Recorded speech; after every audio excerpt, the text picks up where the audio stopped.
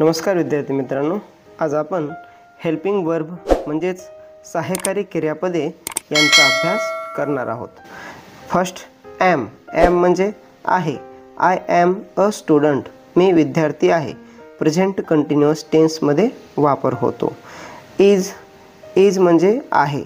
C is a doctor, ती doctor आहे। Present continuous. R म्हणजे आहेत, आहात, आहोत। दे आर फ्रेंड्स, ते मित्र आहेत। Present continuous.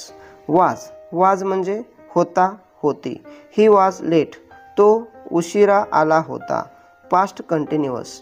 वेअर म्हणजे होते किंवा होतात। वी वेअर हॅपी, आम्ही आनंदी होतो। Past continuous tense. बी म्हणजे असणे।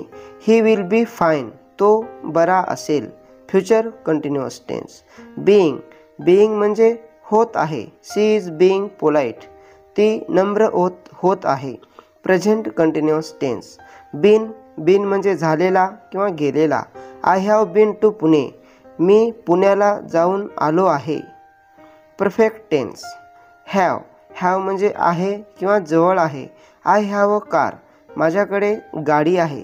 Present perfect. हॅज म्हणजे आहे किंवा जवळ आहे।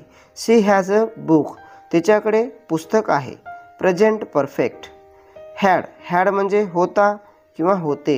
ही हॅड अ बॅग, त्याच्याकडे बॅग होती। Past perfect. डू म्हणजे करतो। आय डू माय वर्क, मी माझं काम करतो।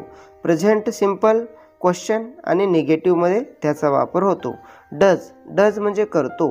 ही डज हिज ड्युटी, तो आपलं कर्तव्य करतो। Present simple. डीड म्हणजे केले किंवा केला। शी डीड हर होमवर्क, तिने गृहपाठ केला। पास्ट सिंपल क्वेश्चनसाठी किंवा निगेटिव्हसाठी सुद्धा वापर होतो। मॉडल हेल्पिंग वर्बचा आपण या ठिकाणी अभ्यास करणार आहोत। फर्स्ट कॅन म्हणजे शकतो। आय कॅन स्विम, मी पोहू शकतो। प्रेझेंटमध्ये ॲबिलिटी दर्शवण्यासाठी। कुड म्हणजे शकत होता। ही कुड रन फास्ट, तो जलद पळू शकत होता। पास्टमध्ये ॲबिलिटी किंवा पोलाइट म्हणजेच नम्रता दाखवण्यासाठी केलं जातं। मे म्हणजे कदाचित किंवा परवानगी। यू मे गो नाव, तू आता जाऊ शकतोस। प्रेझेंट फ्युचरमध्ये परमिशनसाठी। माईट म्हणजे कदाचित। इट माईट रेन, पाऊस येऊ शकतो। Possibility past polite. शॅलचा वापर शक्यतो कमी झालेला आहे। शॅल म्हणजे करीन किंवा होईन। आय शॅल हेल्प यू, मी तुला मदत करीन। फ्युचर फॉर्मल फर्स्ट पर्सनसाठी वापरतात। शूड म्हणजे पाहिजे। यू शूड स्टडी, तुला अभ्यास करायला पाहिजे। ॲडवाईस देण्यासाठी वापरतात किंवा ऑब्लिगेशनसाठी वापरतात। विल म्हणजे करेल किंवा होईल। शी विल सिंग, ती गाणार आहे। फ्युचर सिंपलसाठी। वूड म्हणजे करायचा किंवा केला असता। ही वूड प्ले क्रिकेट, तो क्रिकेट खेळायचा।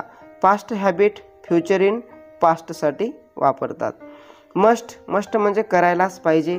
यू मस्ट फॉलो रूल्स, तुला नियम पाळायलाच पाहिजे। स्ट्रॉंग ऑब्लिगेशन किंवा नेसेसिटी याच्यासाठी वापरतात। आउट टू म्हणजे करायला हवे। We ought to help the poor, आपल्याला गरिबांना मदत करायला हवे। मोरल ड्युटीसाठी वापरतात। नीड म्हणजे गरज आहे। आय नीड अ पेन, मला पेनची गरज आहे।